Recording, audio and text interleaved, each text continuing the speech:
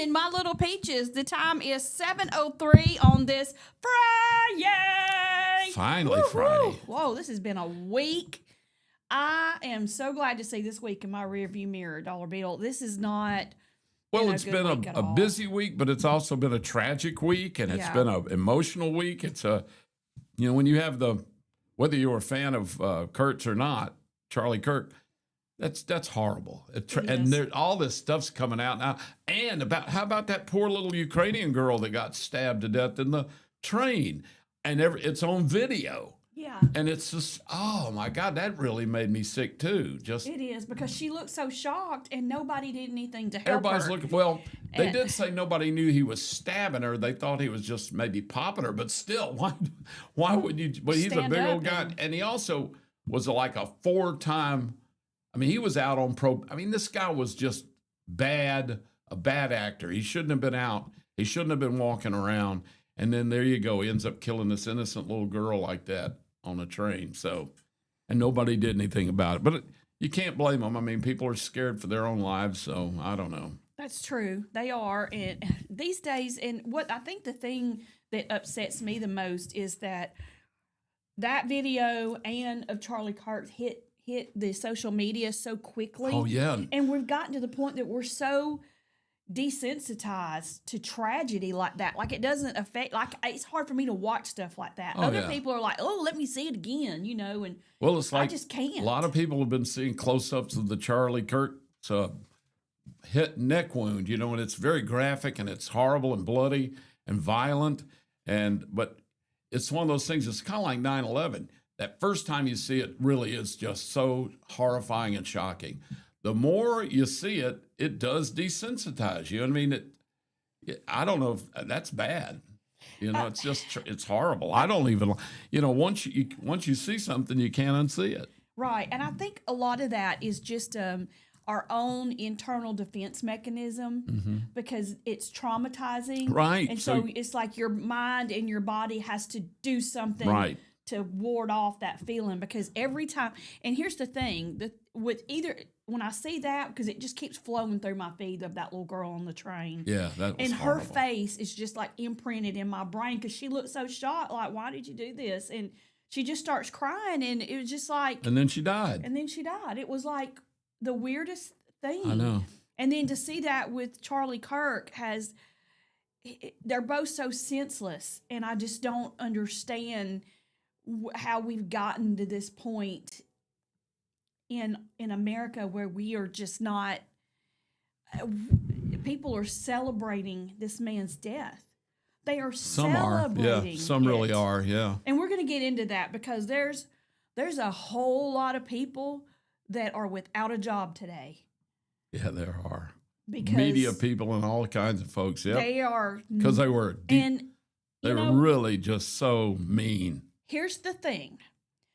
You have the right. We have people like Jared in our military and people that serve our country in all capacities that do that, so that we have the right to say, freedom of speech, whatever we want to do, whatever we want to say. But you are not free from consequences. Right. Just because you say it doesn't mean there's a consequence that comes after that. And if you are dumb enough to get on social media and post some of the stuff that I have seen, and you lose your job, I do not feel sorry for you. No, you've done it to yourself. It's like the thing, you may have the legal right to say pretty much anything you want to say, but sometimes what you say can become criminal. You can't yell fire in a crowded building if there's no fire. That is not freedom of speech. That is criminal.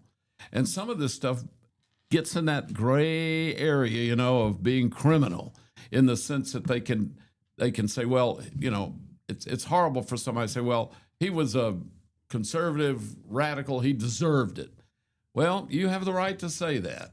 But is that really the right thing to say, or is that fair? Well, and, businesses have the right to protect their image. And right. If you are giving them a black eye with your nonsense on social media, they have that right to not use you in a working capacity anymore. That's right. Well, I don't know, when I worked in media, when I was working in the radio and TV stuff, I had to sign we were under contracts, and part of the contract is they have a clause in every contract for every media person About how to conduct yourself? Well, yes, and they've got I forgot what it was called. It's a morality clause, I think it's what it's called. I think that is what And it's what it is if you say something that is so disruptive or so negative that it shows it's negative to the business you're working for, they have the full right to fire you, and they get to judge that. You can say, well, that doesn't put a black eye on the business. That's a personal thing. Well, you work for us. You did it on our airwaves. Yes, it does reflect on us. Bye-bye. And you can fight it in court if you want to pay, lots of money. And some of these guys who make, I was making a, minimum wage, but pretty much. You can't fight that. So when you go in, if you're on it, and the problem, like you pointed out, Therese, is that if you're on social media, you're not under contract. You're not if you're just doing it from yourself, you can say any horrible, blasphemous thing in the world, and unless somebody turns around and says, I'm going to sue you for that or go after you, you get away with it. And that's what's happening now. We're getting bombarded with these trolls that will say anything, whether it's truthful or not, and they really get very little except for maybe some slap back from some of their friends and stuff. They don't have any. Nobody's going to sue them and all that. There's just too many of them. Yeah. So they can get away with it. And one thing I have learned is that out of all the people, I have a lot of people on my Facebook as well. I'm sure you too. You don't really know people, and when you have a tragedy like this, and then you see the kind of stuff that they put on their Facebook, it's your right to put it on there, but it's also my right to not have to associate with you. Right. Well, so yeah, here's that's what true. I'm doing. I'm quietly, without any fanfare and zero apology, I'm just clicking that unfriend button. Bye-bye. You know what I'm doing? Going about my day. Yeah. Well, Because I'm not going to let that but I don't want to be associated with people like that. Yeah, well, that's your right. And you don't have to it's for invite my everybody peace. in, whether you like them or not. It's for my peace of mind and peace of heart. Oh. And I just, if I You have a choose right to to do step that. away from that, then Well, I think more people really should do that. I think that's what gets so many people in a bad state of mind. They get depressed. Some, especially young people, think everybody's life is better than theirs because everybody just posts the good stuff and lie about stuff and all. And then they hammer, you've seen all these kids now that have committed suicide because somebody from their school starts hammering them about how they look or how they or what, and hammers them till they get so depressed they'll commit suicide. yeah, exactly. That's not right. We got a lot to talk about today. There's so much in the news, I really don't even know where to start. Yeah. But we got some good stuff, too. Not everything is bad, I promise. Right. There's a lot of good stuff. We've got Bud with the Senior Connection is going to come in and talk about their Taste of Chilton. Oh. They're still going to be doing that. Also, we got to talk about our first coaches show was last night. Your first And what? Coaches show. Oh, Of the season, coaches because show. we've Yeah, it had- was last We've night. had so many games on Thursday, we haven't been able to do a coaches show, and that's typically when we do it is on Thursday at 6:00 from Durbin Farm. So we're gonna go over the coaches show a little bit because we've added a little something. Oh, good. It's called the Super Fan. Super fan. Super Fan, yeah. We're going to talk about that. Also, we have a police officer that has spent all of his career here in Chilton County, has retired. So we're going to celebrate him a little bit. Lucky dog. Yeah, and then, ladies and gentlemen, at some point during this morning, we're going to have story time with Bill. What? Yeah, because, look, Andy, yesterday, he had somewhere to be. And when we got off air, we sat down and we have a little round table out in our lobby area. And we sat there at the round table and Bill was telling stories. And Andy, he was like, I need to go, but I'm going to sit right here and listen to Bill. And I'm not going to get anything accomplished because Bill is relegating us with stories that are absolutely hilarious. Now, some probably can't tell on air, but we are going to have story time with Bill. So just be thinking about a funny story or unbelievable story or something entertaining. Anyway, the way you spin a story is entertaining no matter what. Thank you. And I think we're going to start doing that every Friday. Oh, boy. Oh, boy. Well, You have 40, 50, 60 years of stories. I know you I have do some have a good lot of ones. stories. Some of them I can't tell on the air, or mixed company. Let's thank our sponsors that I need to open my yes, Coke. we do. Are I'm you about dying to for a die, are sip you? of my no Okay. sugar Coke. I want to say thank you to Chilton Mobile Home Supply, Jim and Julia. We appreciate you so much. Country Financial Insurance, Julie Holderfield Agency. She can help you with all of your insurance needs. Also, Central Alabama Wellness. Zena Cardwell, she is our representative from Central Alabama Wellness. She has her own show here on Piper Peach Radio. It is on Saturdays from 9 until 10. It's called Empower Hour with Zena. You're going to want to check that out. We all could use a little Empower Hour right now, especially after the week we've had. So check that out tomorrow morning starting at 9 o'clock. Mike Baker and our friends at Coca-Cola. He came on Wednesday, and he got us ready for the next month or so with all of our drinks. In our case, maybe the next week or so. Yeah. All right. So on the count of three, I got to get my finger under here. We're going to pop our top in thanks to Coca-Cola of Birmingham and my bestie, Mike Baker. Here we go. A 1 and a 2 and a 3. I've been waiting on doing that. I'm double fisting. I had one so from the house that I brought this morning. So, there we go. Got to get that turned just right, or you're going to get a phone call, sir. Mary calls me live while we're here. My phone will ring, and I'll think, it must be an emergency. She's calling me while we're live on the air, and I'll pick it up, and she goes, turn that Coke can around. You can't read it. Turn that Coca-Cola can around. She said, Teresa's going to reach over there and slap you. She's like, Teresa's is all perfect and showing, and yours, you can't do. And I'm like, poor people. You women stick together. We do. But look, she got her way about the mohawk. She did. But I'm a little sad about it. no, but it's okay because I'm gonna. Good with the you'll be the first one I'll show my tattoo. Because I traded out. I told her she hates tattoos as much as she hated my. She just doesn't like tattoos. Doesn't think I should. I don't have one anywhere. We talked about this one morning. Yep. But I want one on my arm that means something to me. Basically, I'm going to put I want a microphone with a bumblebee on it, and the date I was inducted into the Nashville Country Hall of Fame. I love that. And so that would mean something to me. And I'm so old now. How saggy is it going to get before I die? I mean, I ain't got that long. It's already there, yeah. So I've already done my sagging. So see, I'm pre-sag.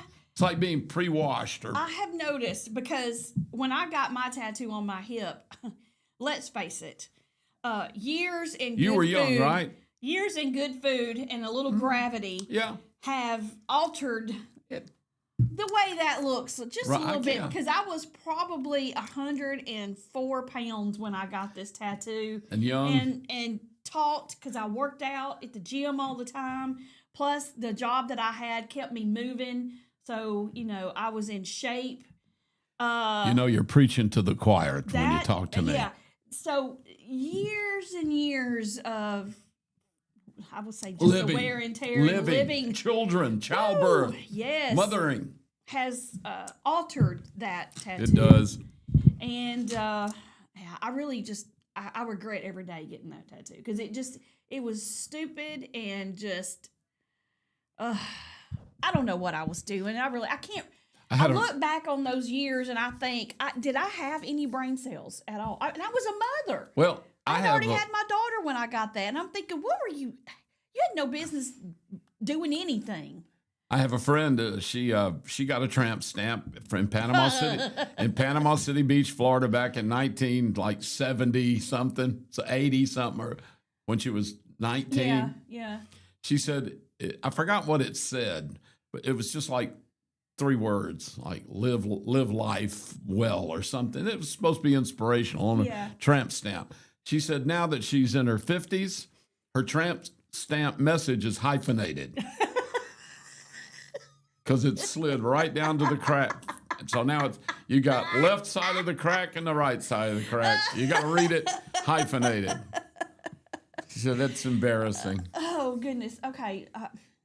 Mary says you need to unzip your jacket a little more. Mary, what happened was his shirt is blue, and it's a color blue that is conflicting with the green screen, because this isn't really brick back here. This is a green screen. So He becomes one with the brick. I become, it's weird. I look translucent. Yeah, it's like you could see through me. It's really a talking head. All you could see. So good old Baden ran over there and found a Piper Peach black, like little jacket thing. Yeah. So I have got it zipped up way up, but I'm still wearing my shirt. See, yeah, yeah. See, but that's why it's up there. But right there is about good, right? We looked up at our screen is up here. We can look over the camera at the screen behind the camera. And we looked up and I was a head and a brick wall. It was hilarious. And hands. I had dance hands and a head and... Good morning, Ricky, and also good morning to Mary, Bill's lovely bride. Yes, and Ricky was here yesterday. Yes, he was. It was nice seeing him. I hadn't seen him in Andy years. came. Ricky came.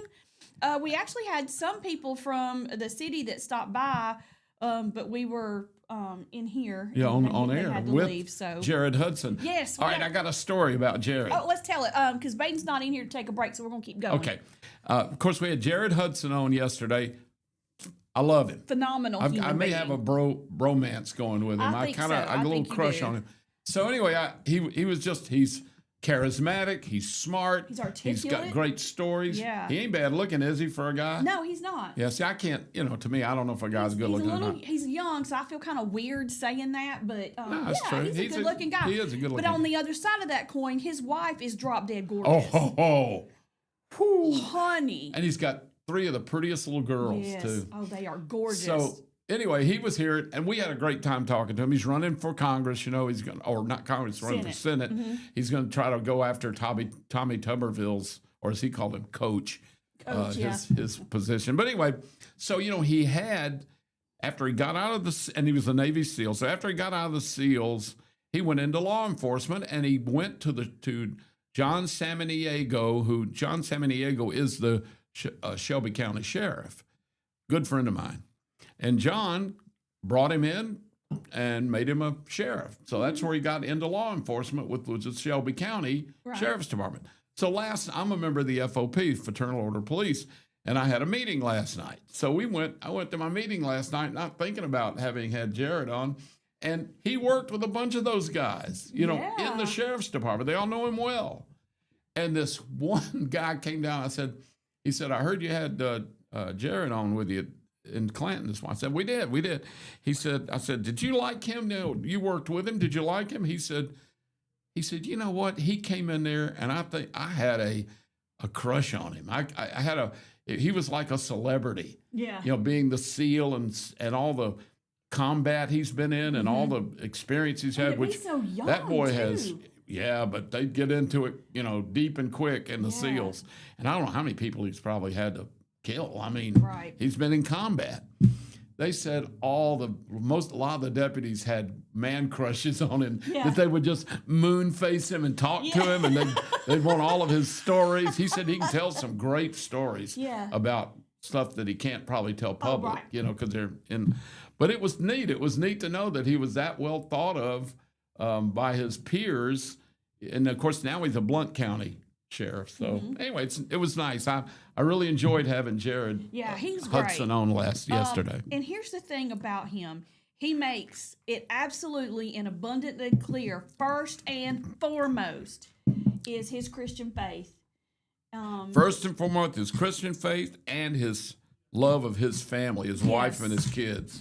And he's a warrior, and his attention to duty, his passion to do the right thing. I'm really impressed with him. I'm going to vote for him. Yeah, I think I am too. And I know I am. I even, and look, I typically don't get on here and just like blurt out my political feelings because, one, I'm not going to get on here on social media and defend my belief. Yeah. Because I don't have to. It's mine, and it's, I can feel the way I want to and choose the way I want to. But what happens is when you start doing that, you open yourself up to attack. And, and I'm not going to, I'm just not going to participate in it. Uh-huh. And if that ever starts happening, I just remove you off the little thing, and I just keep on going about my day. Well, I mean, if I like somebody, I like somebody. If I don't, I don't. And I'm not going to trash anybody publicly like this on this forum. But if I like somebody or somebody's doing good stuff, I'm going to talk about it. And that's fine. If you don't like it, I'm sorry. But I don't dwell on it. Yeah. And we usually also tell funny stories and do good stuff. Yeah, we do. And Bill's going to tell some funny stories here in a little bit. I can't wait. He told some stories yesterday that had me wheezing at my desk. And Andy, he was just like, he was so excited. He had to leave and go somewhere, but he stayed because Bill was telling the story. Sorry, and he's so Andy. captivated. Andy is so, he has a man crush on you. He's like starstruck. When he co-hosted with you it was fun. those days, Yeah. he was just like, tongue-tied, like he didn't feel like he could contribute anything. Gee. Because he was letting you do your thing. He was just here for moral support. Well, he was good.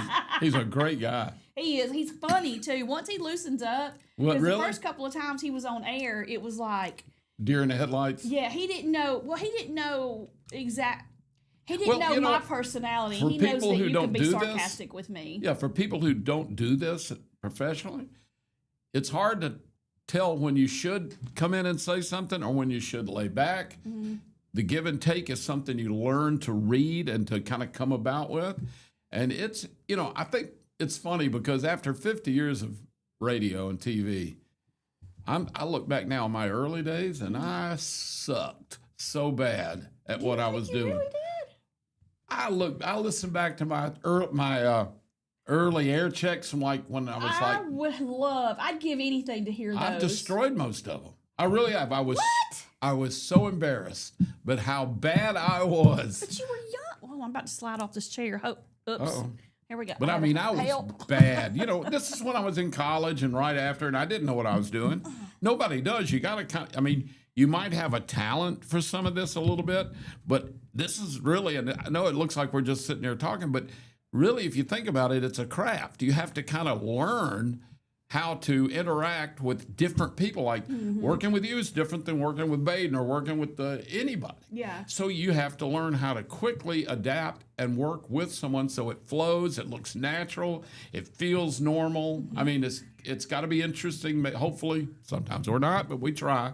Yeah. And, it is a skill. It actually is. And so you just throw somebody in there. I know people used to say, when we had in the old days when you did a lot of live stuff, said, people come to me and say, I'd like to do a radio show. I can do one. I go, well, why don't you come we did a thing where we'd have the guest DJ. Oh, fun. So I said, all right, here, why don't you come in next Thursday night, 9 to 10, and when I did night music shows, you can be my guest DJ for the night. Oh, yeah, man, it'll be great. Mm-hmm. They'd come in there, and they were just talking about, I can talk, I got stories.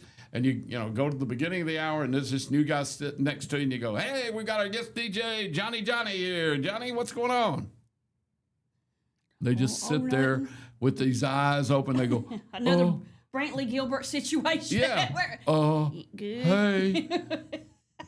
Well, boy, you really tore it up that out, And they, it's something people don't think about. It's got a little bit of a skill. At least I want to tell people it's got a little skill to it so I don't look like I spent my entire life.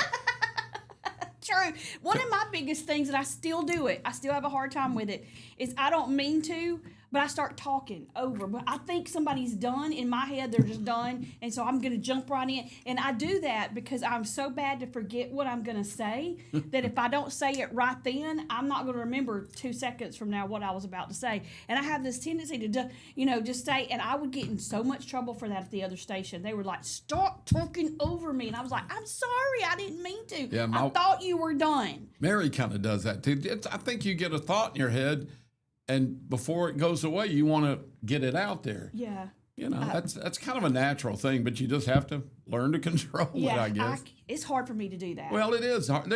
I had a lot of bad habits and I still do. I mean, you never get rid of them, but you just got to be cognizant of it and work at it and do your best you can. That's all you can ask of anybody. Do the best you can. And I agree. I'll agree with you. You'll be talking. I'll be like, exactly, because I want you to know that I'm in agreement with you. I would get in trouble for that. They would No, say, that's okay. Don't talk over me. And I was like, I'm telling you, I agree with what you're saying. Yeah, there's nothing wrong with that. I do that all the time. I think that actually promotes the movement of conversation. Yeah. To agree or disagree. You know, if you don't want to interrupt them, but once somebody said something, if you can say, well, I don't really feel that, or I disagree. And that, it's like we used to actually, when I was on with Patty, Patty, I didn't have to work at it. I disagree with so much stuff she said. But Madison and I agree. We were a lot alike. You know what I'm saying? We kind of agreed on things, which is boring. So our boss would actually tell us, all right, if you're going to talk about, I don't know, school funding, and we're both told, well, I'm all for school funding. No, one of us, you got to be against it. Or the way that, not you'd be against school funding, but the way it's funded, mate. Why? I said, because it's more interesting when you argue than it is when you just both agree. So one of us, we'd have to decide before we talked about a certain subject that we both fully agreed on, all right, who's going to be against it? Sometimes if we were passionate about it, we didn't want to be the bad guy, We'd flip a coin, and I'd lose most of it. I don't know why I can't. Heads and tails hate me. But, and what's bad is when it was something that I was so passionate about, like, it'd be like, this is overdoing it, but it'd be like saying, are you for or against children? And you go, I'm for children. Nope, you got to be against them. Yep. And it's like we flip the coin. I'm the bad guy. And we'd come on and Matt would say, I love children. They're the future of our country. I hate children. They irritate me. We'd finish and we'd get into fights and we'd be over and I would be exhausted because I had to sit there and stand on a thing that I fully was against. But, it did make it more interesting. It actually made it funny. Of course, it also made I'd be in Piggly Wiggly or, Save More somewhere, and somebody come at me, do you really hate children? No, I just had to say it. At the other station that I worked at, they did that. They would do that. I don't hate to call them out if anybody listens to that's what listen to we me did over there, listen to me here. But they would do that. Yeah. They would get on air and they'd start talking, and one would take. Well, it's usually John. He would take the opposite. Viewpoint, and we would go to a break, and I was like, John, you do not really feel that way. He's like, nah, but I have to do it for argument's sake. I have to give a different viewpoint because there are people out there who would probably agree with me, and there were. And they get on there and say, I agree with John. Well, I agree with Adam, and then they get in arguments. Right. The people on thing, and it was hilarious. They'd start reading out the comments, and I was like, holy cow. It's more interesting. It is, for sure it is. If you both just always agree on everything, it just kind of becomes mamby-pamby. So, but, it also tells you, and, I've always, my whole career, I've always said, I try to be pretty honest about stuff. I'm not one of these people. But, there is manipulation because sometimes you have to manipulate stuff to make it interesting. You do. You absolutely do. Right Right now, I have to manipulate a commercial. Do we have to manipulate? It's 7:30. Teresa, I disagree. I love commercials. I think we should play all commercials all the time. Excuse me. We need to pay our bills. We do. We got to pay those. It's 7:30, so we're going to take a quick break. And when we come back, we got to talk about... we're going to talk about our super fans that we... Oh, yeah, I want to hear about that. Yeah, it's a lot of fun. It's a thing that Baden's doing on the Coaches Show, so we'll talk about that when we come back. What time is our guest coming from the Senior Connection? They're not coming. Okay, never mind. We're not having them, but we will talk about it's because they're the Senior Connection. They don't get up till noon. They do, too. They get up at 4. Are you kidding? Oh, that's right. They're busy eating breakfast.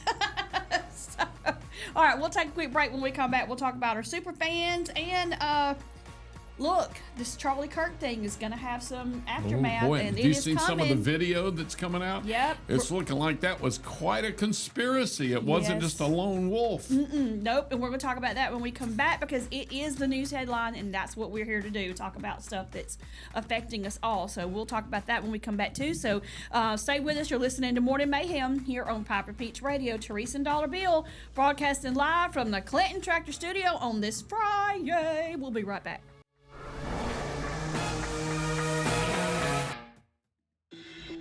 Workout Anytime in Clanton is now open. Your fitness, your schedule. We have top-of-the-line treadmills and weights, but we are more than just a gym. We bring luxury and results to your fitness routine. Relax in our sauna. Recharge with red light therapy. Refresh in our hydro massage beds. Get that glow with unlimited tanning and push your limits with dynamic classes. Need guidance? Our personal trainers are here to help you set your goals, stay motivated, and get real results. This is your space, your time, your transformation, open 24/7. Workout Anytime, now open in Clanton. Traditions come and go, but excellent service and compassionate care are benchmarks in any era. That's what Ellison Memorial Funeral Home is committed to providing you, whether through the pre-arrangement process or seeking services at your time of loss. Ellison Memorial offers a noticeable level of care and attention to detail. Others do not. So before making a decision based on yesterday's traditions, experience the Ellison difference when it comes to your loved one's final arrangements. You'll be glad you did. Call us today at 205-280-4600. Ellison Memorial Funeral Home, setting the new standard in local funeral service excellence. We are always here when you need us. Underage drinking is deemed by many adults to be a rite of passage. Parents who host parties for youth may think they are being protective, but they are actually putting their youth at risk of physical and social consequences. Know the truth. Underage drinking and social hosting is a bad mix. For more information, contact Central Alabama Wellness, 205-651-0077, or visit centralalabamawellness.org.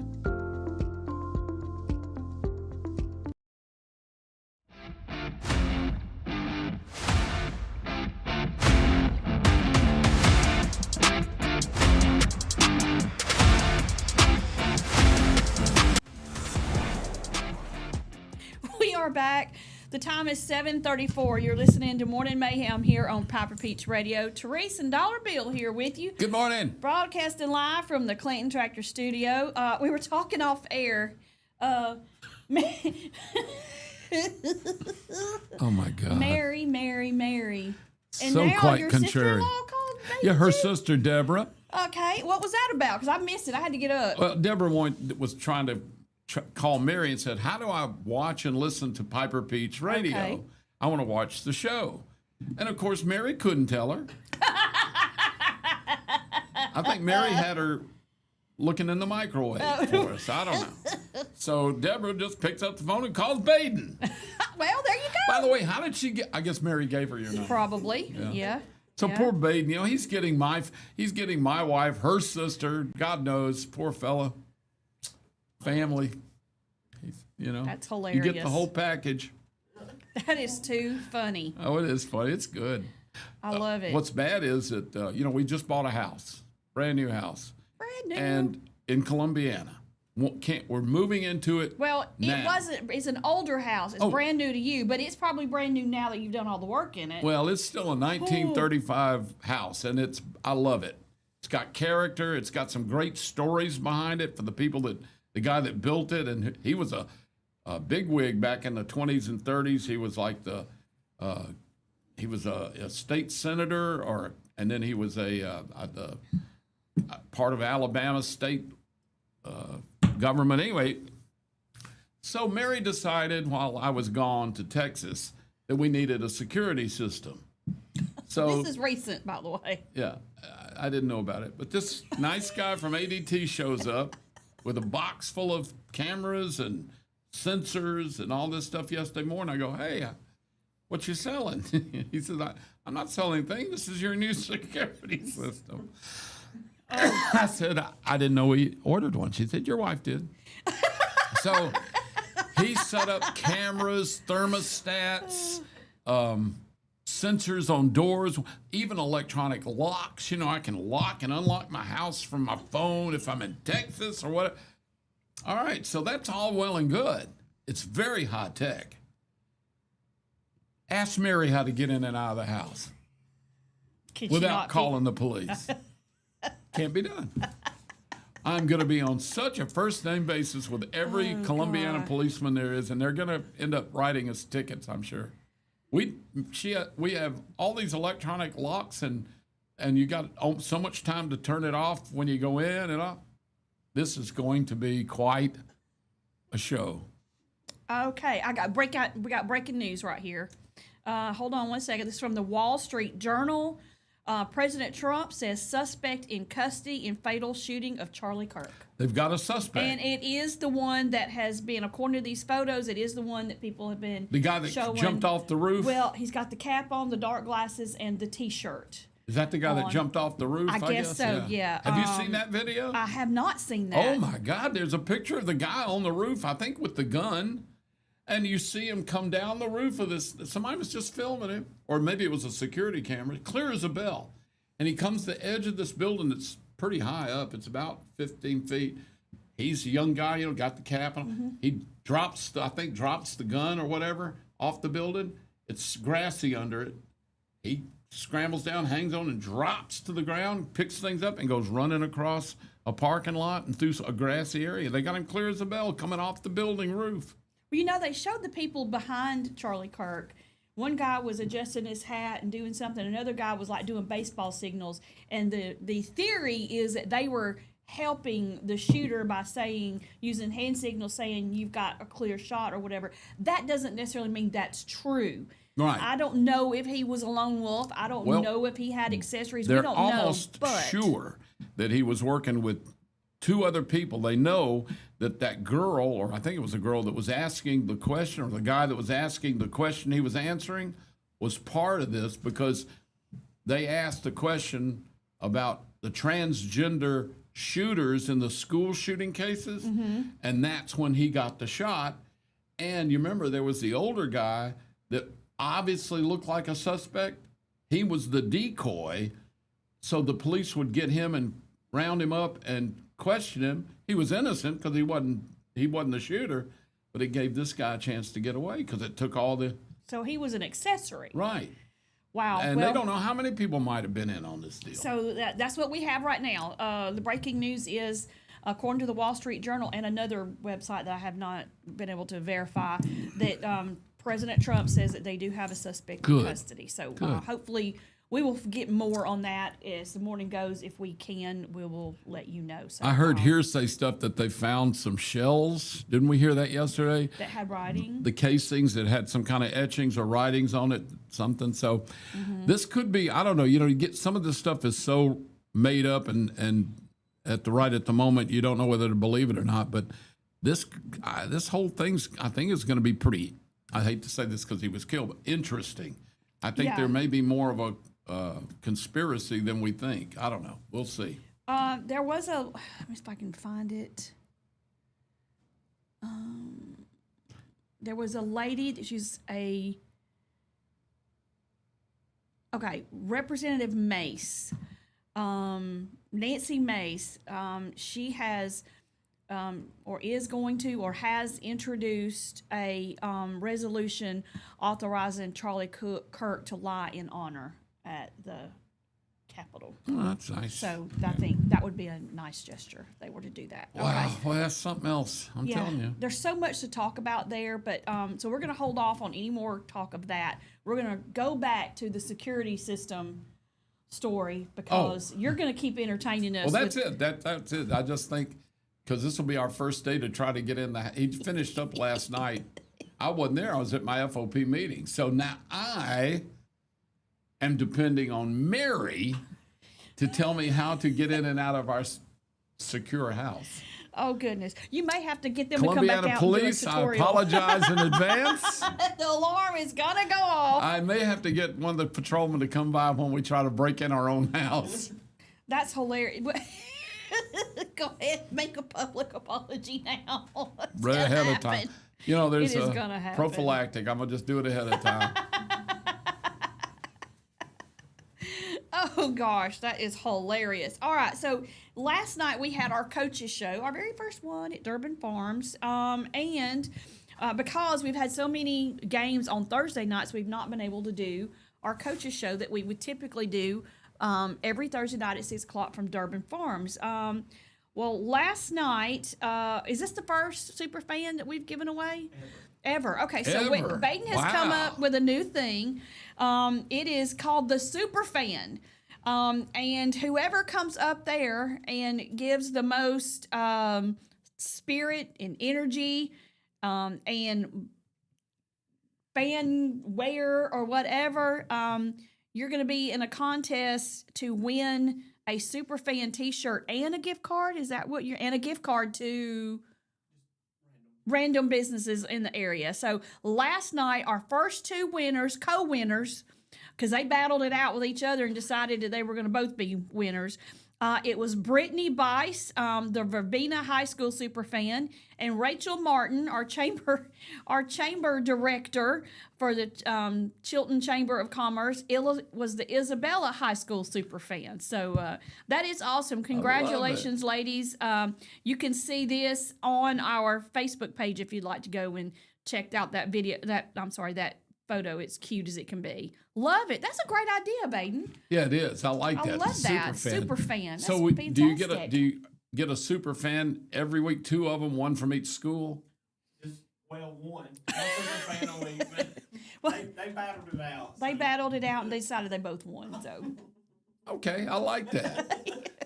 one, So it's not necessarily a super fan from each of the two competing schools. It's just a super fan every week. They just came in strong. Wow. Well, Rachel pretty Verbena much and Isabella, they're players. I think what happened was Rachel went, I'm a super fan too. Give me my shirt. Give me my shirt. I'll have to look at that. Pictures on the website. That's what I would do. I'd be like, hey, I just go up there and demand it. Give me my shirt. Don't be starting no you trouble know Rachel now. has a lot of spirit, so I'm not taking anything away from her. I'm just kidding. So save your hate mail. I don't want it. I'm just teasing. I think I'll send you some hate mail. I don't want any nasty grounds in my inbox, please. We also have, we were going to have somebody come in this morning and talk about the Taste of Chilton County that the Senior Connection is putting on. We actually went by there yesterday, and they were talking about the plans for this. They're really wanting to get the word out. If you would like to participate, who do they call? They call Debbie at the Senior Connection and sign up to be a part of that. How does this work? So basically, it is going to be held at the Jefferson State Community Center where they have the event center. Mm-hmm. They're going to have it there, and all different restaurants from the area come in Oh. and provide little samples of their food, and you buy a ticket and all the money goes to benefit the senior center. Oh, that's the neat. Senior Connection. And you can go walk around in there and try all kind of different specialties from the restaurants. I like that. Yes. And we have some tickets that we're going to give away closer to time, too. They Tickets did. are They started doing that in Birmingham, and it's huge. $30. They're $30. Tickets are $30. It doesn't say on this thing. Oh, I could eat $30 worth of didn't read it. desserts.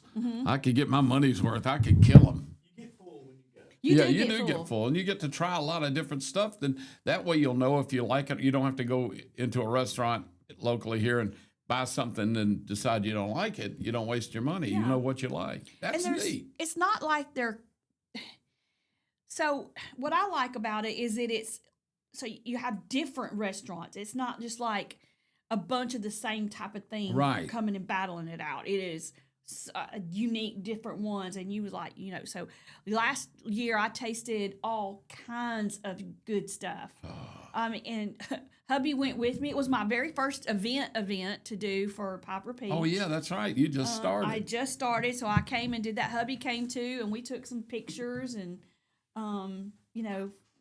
shook hands. And when met is this people. going to happen? Did we have a date This is going to yet? be, it is October the 6th. Oh, good. From 5:30 to 7:30. Is that a Saturday? No, it is a Monday. Monday. I like that. Yeah. That So means I'll already be down here. Uh-huh. What time is it? Dinner stay time for or it, is it yeah. lunchtime? It's 5:30 to 7:30, so it's dinner. That means I can eat lunch 2 or 3 times in town before I go out for the Taste of Clanton, Chilton County. Love it, love it. So, so that is going to be happening. We also have some other events coming on around the area too. So let me scroll back up because there's a bunch of them. Is it Taste of Clanton or Taste of Chilton County? Taste of Chilton. Taste of Chilton. Mm-hmm. Yep. Wonder if we have a lot of peach products. Oh, I don't know. I can't remember last year. I want to say we did have some stuff. Peach cobbler, maybe? Let's see. We also have the Great Fall Garden Festival, Petals from the Past. I love that place. This is September the 20th from 9 until 3. Live music, free admission, handmade goods, all kinds of good stuff. And that is at, it just says Garden of the Festival. It doesn't really say Is it where at Petals it is. from the Past, or is it somewhere else? The Petals from the Past. Is that a business? Yes. Oh, yeah. Okay. Well, I that bought some is from, heirloom stuff from them that are wonderful. Okay, so that is from 9 until 3. And then from 9 until 2 in Jemison City Park is the Founders Day. Founders Day in Jemison? Mm-hmm. Saturday, September 20th. We're going to have vendors, entertainment, food trucks, and all that good stuff. I had a boss that came here from Baltimore. He was a Yankee, and he never could call it Jemison. He kept calling it Jameson. That's back when they had the Central Alabama Music Park, and he would be on the air. He worked a shift. He'd say, and he had kind of an odd voice. He'd say, it's going to be in Jameson, Alabama. I said, it's Jemison. Oh, I'm sorry. Jameson, Alabama. I said, it's Jemison. Oh, okay. Jameson, Alabama. He just couldn't do it. I get it because I have a unique name, and I met this my ex-husband's boss. I met him when I was 15. He'd say, "This is my girlfriend Therese. Hey Trish." Trish. To this day, I am 57, almost 57 years old. He sees me. He says, "Hey Trish, how you doing?" He cannot say my name no matter. Trish. You correct him every single time, and every single time he's going to look at you like, that's what I said. I imagine you get a lot of Teresas too, don't you? Oh, yeah. TC, Tessa, Teresa. Yeah. Uh-huh. Well, you got an How about unusual this one? Terse. What? Terse. They see my name, Trese, and they just go, "Hey, Terse." Terse. I'm like, I don't even know what to do with that one. Yeah. Okay. That is bizarre. That's like, my full name is William. And it tickled me to death when it came out with Will I Am. I never had thought of that growing up. And that's so cool. But Will I Am. I love it. It's great. I do too. It's 7:50. We're going to take another quick break. When we come back, we'll finish off with some more events through the area through September and October. And Excellent. then we got to talk about a Clanton police officer that is calling it a retirement after 40-some-odd years of service. Wow, we'll that's talk a about lot. him when we come back. You're listening to Morning Mayhem here on Piper Peach Radio. Teresa and Dollar Bill broadcasted live from the Clayton Tractor Studio. We'll be right back.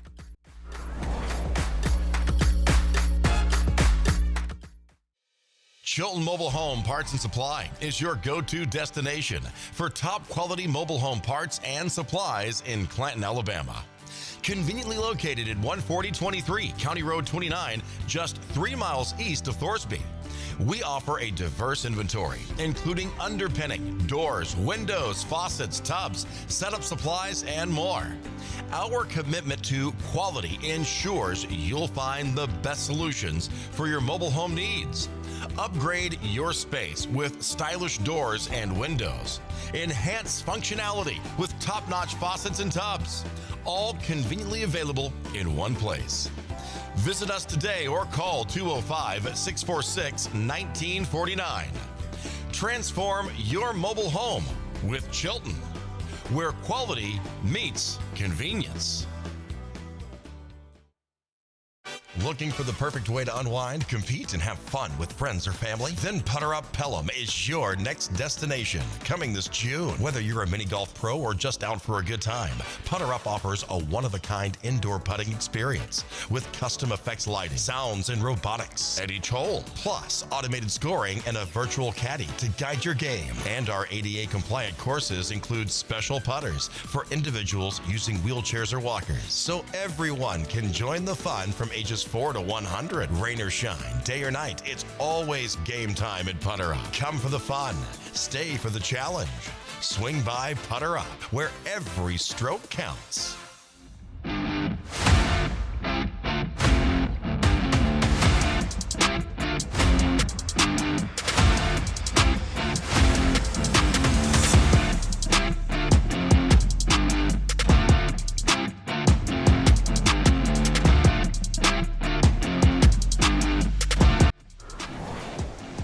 We are back. The time is 7:52. You're listening to Morning Mayhem here on Piper Peach Radio. We were just talking about the Taste of Chilton, how all the different restaurants that come out, and you may not be a restaurant. You may just be like G-Malls. She does cupcakes and things like that. Oh, They and good ones come. too, by golly. Oh gosh, I hadn't had one of her cupcakes You know, in a minute. when y'all What was were the one across that was the my favorite? when The y'all were pinky? across the street, I'm glad you moved the radio station because it was too easy for me to get off the morning show with y'all and go right across the street and bang on that door and say, I want a cupcake or two or 5 or 10. And you know what's sad is I bought, she had, her cupcakes are They're huge. And huge. everything. They're like this. I'd start home with about 4 cupcakes because I was going to take one, for me and Mary and maybe Jeanette next door at the lake. She'd probably be there having coffee, so I had to have one for her. And I'd maybe buy another, so I'd buy 4.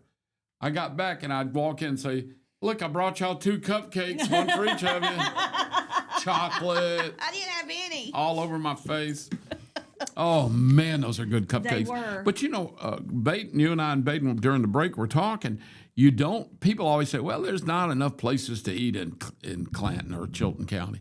There really are a lot of good. I've kind of been surprised over the last couple of years how many really good food places and restaurants there are in this area. Mm-hmm. And some of them, of course, are more out in you got to go down to Maplesville or go over to, right around here, but they're not in downtown. Of course, the thing about Clanton is there is a downtown, but Clanton's spread out. It is. And so you got stuff everywhere. Well, and you got all these great, like the pie place and the cupcake place and these little specialty places, sushi and stuff. It's kind of neat because most towns aside the Clanton don't have all of as that. much we have. Yeah, we're really lucky. And two, I'm going to name off some places that don't advertise, but there's a reason why I'm doing it.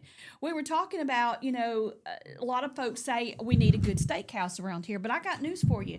You've got at least 3 places that I can name off the top of my head that have a really good steak if you just go there and order it. Really? They're not technically a steakhouse, but to me, a steakhouse will have a steak, but they'll also have everything else too. Sure, because not everybody eats steak. There's no difference in it. It's just not called a steakhouse. Hickory Chip. Yep. They have a phenomenal steak. Baden gets it every time we go there to eat. I do too. I get it a lot at the Hickory Chip. And they have it on a special on Tuesdays or I think it's Tuesdays. They have a special where it's like $2 off on a Tuesday. You have the Dive Cajun Restaurant. They have steaks. Do they? I've never had their steak. And theirs is really good. Oh. Also, Geisha's place. Oh, she has great steak, food. and they have like a ribeye sandwich that they do too that is phenomenal. So those are just 3 that I know off the top of my head that have a fantastic steak. If people would just go there and eat it. There you go. There's your steakhouse right there because they have everything else that a steakhouse does too, including the steak. They're just not called a steakhouse. A steakhouse. So. There's that. And I try to, even if they don't advertise with us, I try to go and patron everybody at least once. Oh, yeah, me too. I like to spread it out. I like to buy local. Yeah. And that's the thing, you really, there's always campaigns about buy local. And, this came about a lot of times, like when Walmart would come into your town. Walmart's a great resource, but it also can be damaging to other small businesses. Yes. And so what you want to do is, sure, go run to Walmart and get some neat, great stuff. Once in a while, make sure you buy something from some of your local guys just to keep them in business because, man, a town can't survive on just a Walmart. Exactly. You got to have all the other businesses too. Amen to that. And I'm a big proponent of small business because I had a small business and my town didn't support me, and therefore I'm doing radio. Yeah. Well, we're small. We're small business. Yeah, we are. We need people to advertise on Piper Peach because we can help you as a business, and you can help us stay in business. Exactly. So we have to celebrate along with the City of Clanton Police Department. I'm not celebrating though. This, Well, you it's hate to see- celebratory. I mean, the I man's get survived it. a long career in law enforcement, Yeah. and he's going to now be able to fish or golf or do whatever he wants to do, maybe. I mean, he's celebrating his retirement. We'll celebrate with him, I guess. We hope he has a great retirement, but you hate to see somebody leave that you've spent that much time with. Let's see here. Oh my page keeps acting crazy. Ronald Giles. He has been with the City of Clanton for 32 years or something like that. Ronald. Ronald, yes. And he was also a sheriff's deputy for a while. Patrol officer, K-9 handler, and school resource officer with the Clanton Police Department. That's awesome. So he is retiring. His career in law enforcement began in 1985. Wow. That's a long time. He spent 8 years as a reserve officer for Chilton County Sheriff's Office. He attended the Selma Police Academy and graduated from there in 1993. The old Craig Air Force Base. Yep. He went to work with the Clanton Police Department and the Chilton County Sheriff's Office as an A-post officer, which is a certified police officer. He did such a great job. He got hired on at the City of Clanton. And he says that the City of Clanton means a lot to him, and they've been really good to him. Everyone he's worked with, the chiefs and the mayor, he really appreciates them. So Was he I the wish policeman that was out there when we were out by the library out in that, where the old school was, and he had the dog? Was that him, do you know? Wasn't him? No, That was the other it's one? a different guy. Wow, that's that's a long career in law enforcement. That's really nice. Yeah, does he live here in Clanton? I guess he does. Yeah, he does. I didn't Is he see gonna? that What's he part. gonna do now in retirement? Fish, I think. Fish. Probably fish. If he has grandkids, probably spend a lot of time with the grandkids. I know if I didn't have anything to do, I would be over at Your Sydney's- grandkids, at yeah. Sydney's house all the time taking Graham. Yeah. He's such a little cutie pie, and she just lives right around the corner. My grandkids live up in Rhode Island. I wouldn't. They're a long way away. Boo! Yeah, it's hard. I bet it is. And plus, the worst part of it is What? my grandchildren are growing up Yankees. I knew that was coming. I knew that was coming. My two grand boys, Oh goodness. smart, but oh my God, they open their mouth and you go, Yankee! They go, Papa, is that your dog? Your dog? Is that your dog? Dog. Dog. It's love dog. D-A-W-G. Dog. Here, eat some more grits. Here's some fried okra. Go to town. Eat Southern normal. them up a little bit. Goodness. Son, little Yankees. They're smart. I love them, but ooh, that hurts. I bet. We're going to say good morning to some folks while we got a little time. Your lovely wife, Mary, she is still on here. Who is? Her and Ricky Wow. they're having a conversation. Shannon, thank you so much. Shannon Hathcott, Garrett's mom. Oh, Our yeah. former intern, Garrett. She's the one that told me to, that they got the shooter hopefully in custody. So that's why I checked Oh, on good. that. Thank you for telling us about that. Tiger is on. Tiger hit. He says, good morning, Bill Tiger. Lawson from Tiger and Kathy at the farm company. The farm company, downtown Columbiana. Yes. And boy, they are the nicest. And Tiger, he's a character. He's a great guy. He's been a great neighbor for us. They watch out. His and Kathy's house at the lake is right where you turn into our little trailer hood. Our little neighborhood of trailers. Trailer hood. I Our love trailer it. hood. And he keeps an eye on everything. He's a great guy to have Did watching they over. live in Columbiana as well? No, they live at Lay Lake. Oh, they do. Okay. But her business is, right there downtown, right next to Davis Drugs. And oh man, they are great. And she's got my wife. Thank God we've been moving into a house. Keep my wife from. She You've has been some moving for great a stuff minute. in there. Mary can't stay out of there. So.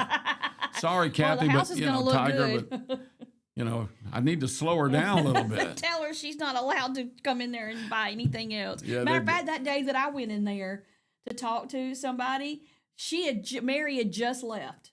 Yeah, oh yeah, I'm sure. What day of the week was it? Mary, you were out of town, and Mary, it was like I want to say a Wednesday or something, Wednesday or Thursday, and Mary had just left from shopping. They say, you just missed Mary. Now, see, I want to stay good friends with Kathy and Tiger because Tiger is a big wig in the Taco Bell empire. Oh, okay. He's like some regional Well, I big guess wig. I didn't know that. And I have yet to get a free taco card from him. Tiger, remember your old buddy Dollar Bill? he'll be a good ambassador for you. Free taco.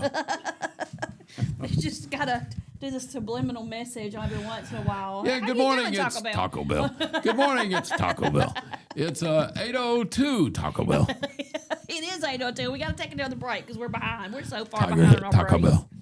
Bill and I have been having entirely too much fun. We We've not have. been paying attention to time. And Baden's going to get out the yardstick in a minute. Oh and get yeah, most of start us whacking with it. us. Take a hit.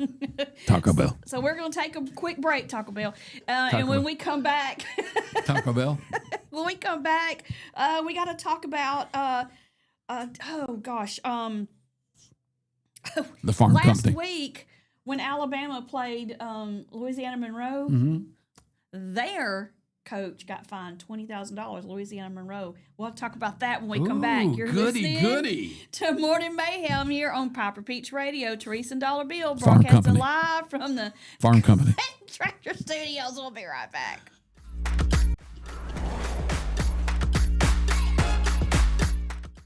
Need reliable towing or diesel repair? MEMS Wrecker and Heavy Duty Diesel Repair has you covered. We specialize in light and heavy duty towing and recovery with the latest equipment for any job, from campers and tractor trailers to winch box recoveries and the only local-based rotator in the county. We do it all. Our diesel repair services include computer diagnostics, engine rebuilds, transmission and clutch work, and general maintenance. Trust MEMS Wrecker and Heavy Duty Diesel Repair for top-notch service. Call us at 205-217-1984. Some family traditions begin with an ending. Lasting family legacies are established at Martin Funeral Home, where for over 100 years, we have served the families in our community. Bobby, Donnie, Norma, and our family at Martin Funeral Home would like to express our sincere gratitude for allowing us to serve your family. Every life story deserves the perfect setting. We are here to make that happen for you and your loved one. We offer traditional funeral home services, and we are now excited to be the home of the first crematory in Clanton, Alabama. Our goal is to serve our families no matter what their needs are. Martin Funeral Home, serving Chilton County since 1921.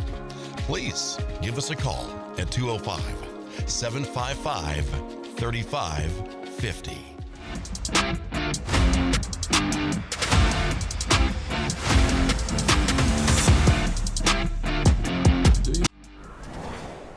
We are back. The time is 8:05. You're listening to Morning Mayhem here on Piper Peach Radio.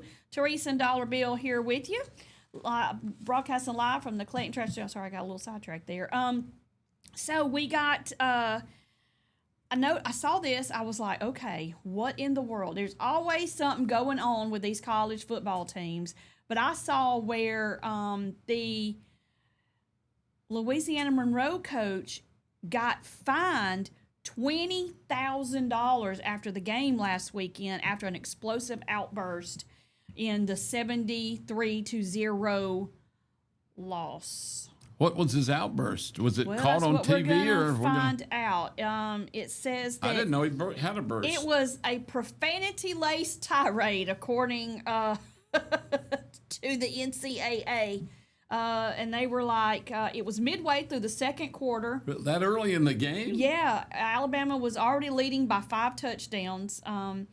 Louisiana Monroe's defense was flagged for a personal foul on a critical third down. And infuriated, Coach Vincent stormed several steps into the field, pointed towards the officials, and unleashed a string of explicitives. Cameras and microphones captured him shouting, "Go you," 3 times. And those words echoed over the broadcast, unfortunately for him. I didn't know that. I didn't catch that. He got an unsportsmanlike conduct penalty. And the Warhawks were even more demoralized after Alabama capitalized on another touchdown right after that happened. Right. 2 plays later, they got, well, okay, we're gonna just give you another touchdown to cry over. Sunday morning, the NCAA had announced a decision to fine him $20,000 and issued a formal warning that future misconduct could result in suspension. Wow. That is pretty rough. Wow. Well, they are entrusted to lead with integrity and set an example for their, athletes and stuff like that. But here's the thing. How many times did Nick Saban do that? You would see him use GD and lose his absolute mind on the sidelines. I don't remember them ever doing that to him. I remember him screaming that's more offensive to tearing me. off those headsets and throwing throwing them on the ground. I think how much money they spent on headsets for him. Those are expensive. They Ask are. Peyton. We don't even have those type, and what we have are expensive. Of course, I'm an Alabama fan, but just in all fairness, were the calls unfair? I mean, were they getting nailed badly? Was it unfair call? No, it wasn't unfair calls. He was just mad because they were down so far already, and it was frustrating because they couldn't get any traction going, and they were just making stupid mistakes, and it was just frustrating him. He was mad at everybody. But the officiating was honest and up front, so he was just mad. Yeah, absolutely. I'm not an Alabama fan, but the officiating was honest. Yeah, I mean that's it. And I get it. Out of frustration, sometimes you will say and do the most asinine things. It's not an excuse. You're not immune from consequences. I love the fact that some of these coaches, of course, it's their life, it's everything to them. So, of course, they're in 110%. So, if you're happy, you're 110% happy. But if you're frustrated and mad, you're 110% frustrated and mad. Exactly. I love the fact that some coaches actually have a handler that does nothing but grab them by the back of the belt and keep them from going on the field. And that's their job. I saw that to happen. handle the coach. I saw that happen a couple of times during some ball, even just since the first ball game of the season. Right. I've seen that happen. Look, high school football coaches have to have that. They have somebody. I actually watched that happen during the Pell City Coosa Christian. Somebody was grabbing Rush Probst and pulling because he was on the field where you're not supposed to be, giving the referees the business. I mean, he was letting them have it with both barrels. Didn't help. They still got the penalty. But somebody grabbed him and just pulled him back. It was like, Coach, hey, come on, man. I think some of these big coaches, especially in college, I don't know about pros, I think that's their job. They have a guy assigned to stay behind the coach and pull his ass in when he goes crazy. You got to. That's absolutely funny. have to. I mean, yeah. I wonder if I could get a handler to follow Mary around. My wife Mary, just when she goes a shopping handler. when she goes off on me, I have them cussing me. She pull her back, keep her on her side of the field. It. She does. Does she cuss you that much? No. Mary, sweet little Mary. Baden's laughing because Baden's been around my wife a few times. I've been around your wife a few times. Yeah, but that's true. I know what I'm saying is ludicrous. Of course she does. Absolutely. My sweet little pumpkin. Yeah.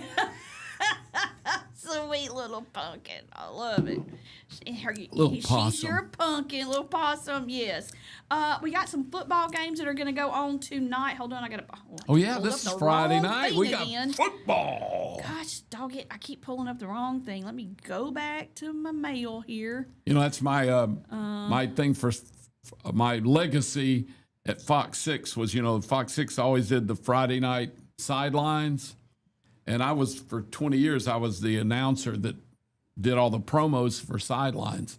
And I have the legacy of having been the first guy, I think, to start going, and tonight, 7 o'clock, sideline! And they all picked it up. And so now, even if they're just mentioning it in the news, they'll go, don't forget, tonight we have sideline! I love it.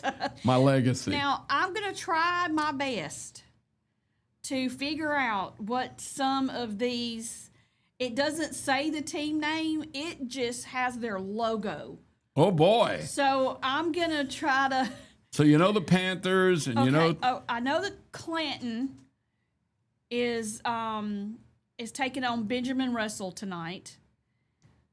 The horses is that Isabella is going to be at Tuscaloosa Academy. Wait a minute, Isabella are the horses? Mustangs. Oh, there you go. Okay. So I can't tell. I don't remember every. we have a lot of schools around here in my. The Isabella horses are taking on the Jemison Snails. Sorry, Isabella. I'm so sorry. It looks like the Jemison Panthers are Right. at Shelby County. The Maplesville Red Devils are taking on Notasulga. Notasulga. Notasulga. That's got home. And then we've got Thorsby at Wilcox, and Verbena is taking Thorsby on... are the Rebels. Well, they don't say that. It just It says is. the team. Thorsby's the Rebels. Okay. And who then, are they playing? They're at Wilcox tonight. Wilcox, okay, And then Verbena, which I knew them because Andy is taking on Billingsley tonight. Very good. Some good games. I are- think tonight, we're moving into this new house in Columbiana. We are literally next door to the high school. And tonight is their homecoming.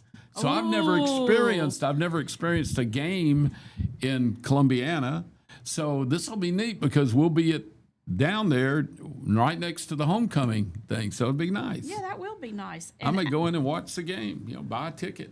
our game of the week is... Oh, crap. Huh? Verbena Billingsley, sorry.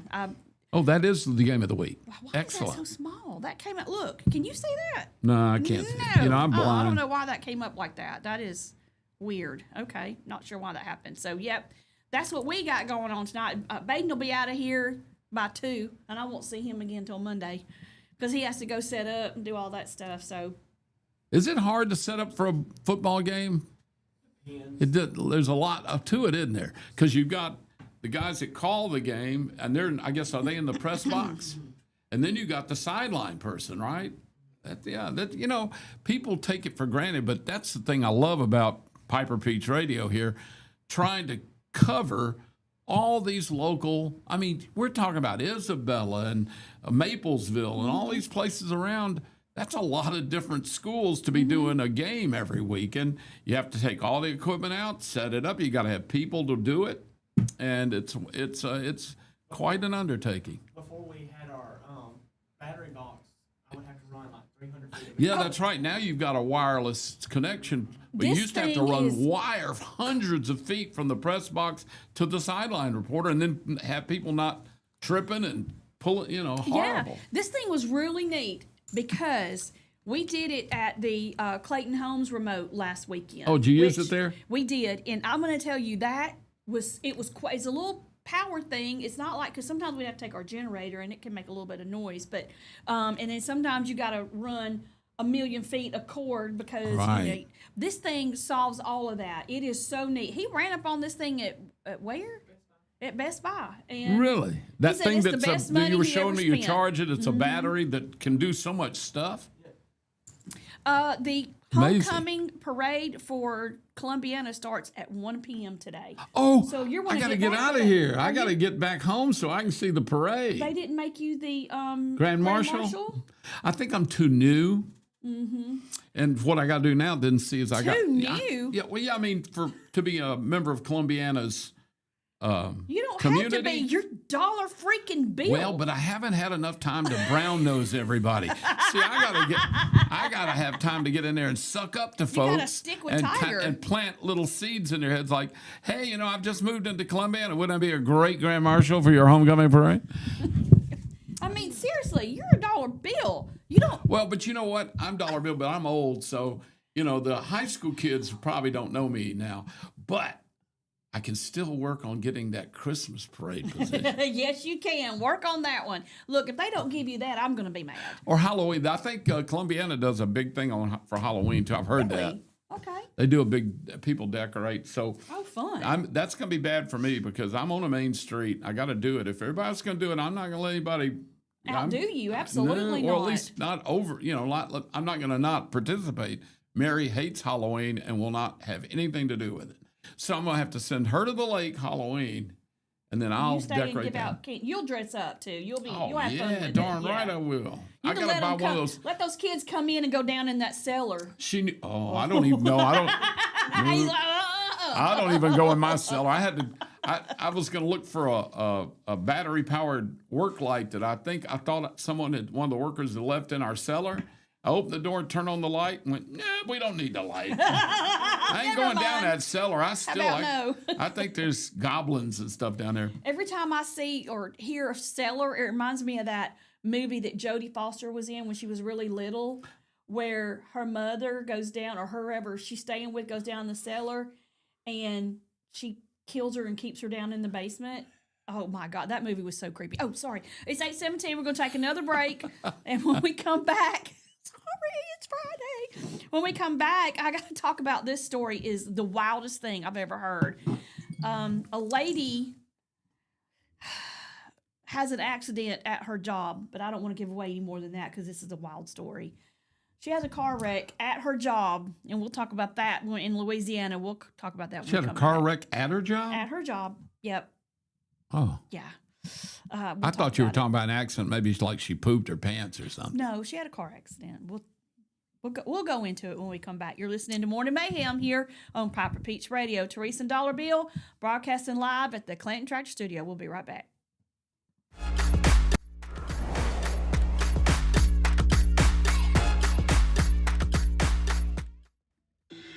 Workout Anytime in Clanton is now open. Your fitness, your schedule. We have top-of-the-line treadmills and weights, but we are more than just a gym. We bring luxury and results to your fitness routine. Relax in our sauna. Recharge with red light therapy. Refresh in our hydro massage beds. Get that glow with unlimited tanning and push your limits with dynamic classes. Need guidance? Our personal trainers are here to help you set your goals, stay motivated, and get real results. This is your space, your time, your transformation, open 24/7. Workout Anytime, now open in Clanton.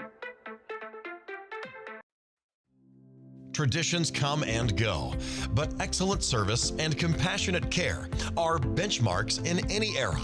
That's what Ellison Memorial Funeral Home is committed to providing you, whether through the pre-arrangement process or seeking services at your time of loss.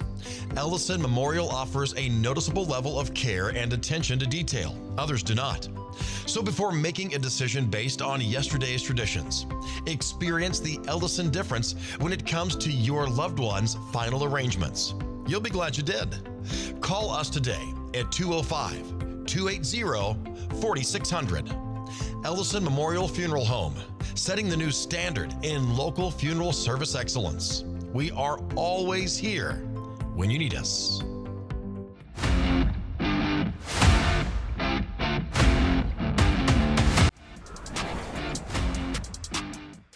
We are back. The time is 8:20. You're listening to Morning Mayhem here on Piper Peach Radio. Teresa and Dollar Bill here with you. Good morning. Broadcasting live from the Clanton Tractor Studio. Still another beautiful day. Morning. Oh my gosh. I love how cool it is in the morning. I drove in all the way to this morning, about a 45-minute drive. Windows cracked. Yeah. Just enjoyed the weather. I love it. I absolutely love it. Andy does not. Andy is a summer guy, and he is fighting this fall season that's coming, tooth and nail. Not me. I'm embracing it. I'm like, please come along. Please. I don't like it really cold, and I don't like it really hot. No, see, I'm a mid-range guy. I'm a fall and spring kind of guy. Well, when spring comes, I start sneezing and stuff. Everything smells good, but to me, fall is the most perfect time of the year. I just absolutely love it. By the way, I'm still looking for that candle to burn in the house that smells like burning leaves. Oh, you can't find it? I hadn't found one yet. No. Did you go to Bed Bath and Beyond? No. Bath and Body Works. No, I hadn't. You gotta go there. That's where you're gonna find it. I Okay. promise. Across I my haven't heart, been near you're gonna one. Find it there. So. All right. So this lady, tell me about what? Slidell, Louisiana. I was just in Slidell last week. Well, I was in Bossier City for the night, but I went through Slidell. she is from Mandeville, and she was at work at the Greenbrier Care Center, and well, she ran over her coworker, and it was a hit and run. She basically ran over the coworker, got out of her car, saw the coworker laying there, shrugged her shoulders, picked up her bumper that had fallen off, and went into work and told everybody that the coworker fell. And police got the video from the parking lot and found out that that was Not the case. not the case. Yeah. They got the surveillance footage and saw where Did it kill the person that no, she she's hit? in critical condition. Critical.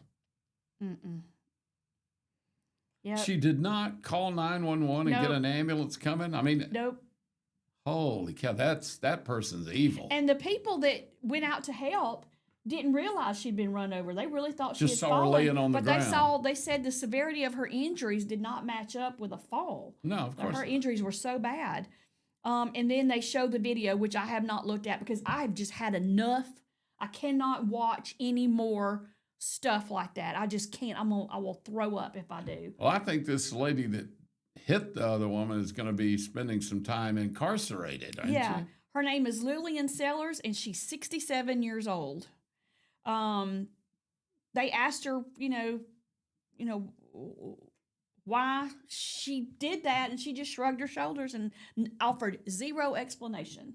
No explanation. No explanation. What I'd want to know is, all right, you hit a coworker, you get out. It's bad enough that your bumper's on the floor. She was more worried about her bumper than she was this poor coworker. Yep. Why would you not at least call, even if you did it surreptitiously, get some help for the poor person? Exactly. I mean, she could have died. That's, kind of what they're saying. Yeah, it's not the fact she lied about it or didn't want to take, responsibility for that. It's the fact she was so callous that she actually wouldn't even call for help for the person and worried more about getting the bumper where nobody could see it so she wouldn't get caught. That's Yeah. awful. That's callous. I just cannot even deal with all Callous. of that. It is Terrible.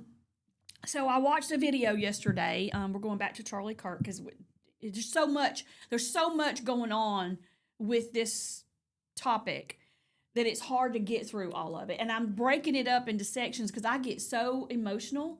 Well, and that it's I have to ongoing. stop. Things keep developing. Yeah, and I have to stop. But I will say that J.D. Vance was in attendance yesterday when they brought Charlie Kirk. They flew him on Air Force Two. Did they really? Yes, and he was one of the ones holding the casket as they loaded him up. And I watched that when I got home last night, and I feel like it has nothing to do with me. I didn't know this man personally, but this has upset me like I did. And I don't really know why. I think it's just the absolute sickening tragedy of it all, Yes. and the reasoning behind it, and then how other people are reacting to it in a negative way that I just can't. My emotions cannot process like that. I don't do good. Normally, I just clam up and go in but I feel this. I have this ball right here in my throat, and I know that if I start crying and get emotional over all the stuff I see, I'm probably not going to stop. Yeah. And so I'm having to break it up into different sections. But watching that last night absolutely wrecked me. Watching him get shot, Watching them carry his body. his body. There was like 8 of them. Yeah.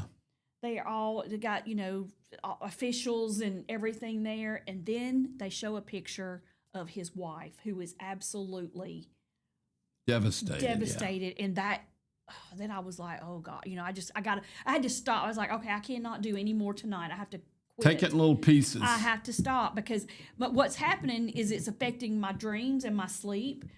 And it's like I'm dreaming. Like last night, I literally dreamed that I told him to run. Like, I was like, why is this affecting me? Like, I think the reason it is because of the negativity. Right. That's really bothered me.